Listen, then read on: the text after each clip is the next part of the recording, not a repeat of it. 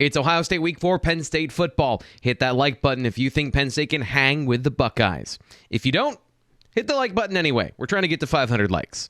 Every position group will be tested on Saturday, but we'll focus on the players and the positions to help determine the success or failure of the offense and defense on Saturday. We'll start with the offensive line. Penn State's big men up front protected Sean Clifford and opened up holes in the running game last week against Minnesota, but it came at a cost. Both Salim Wormley at right guard and Caedan Wallace at right tackle left the game, with Wallace never returning during the contest.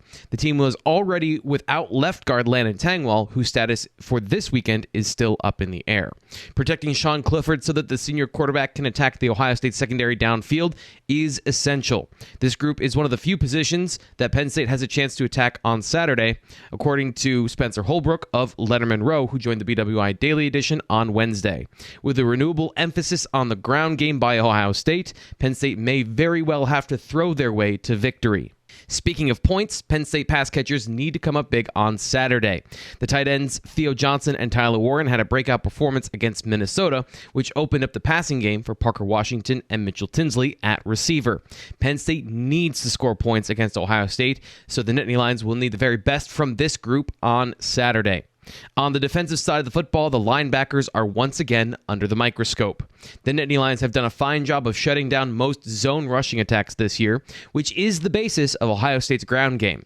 But if the Buckeyes begin to pull their offensive linemen like Michigan did, it will force Tyler Elsdon and the rest of the unit to run sideline to sideline against Ohio State's elite athletes. Finally, the secondary will have its hand full, but this unit, led by Joey Porter Jr. and Kalen King, have a chance to play with the Ohio State receivers.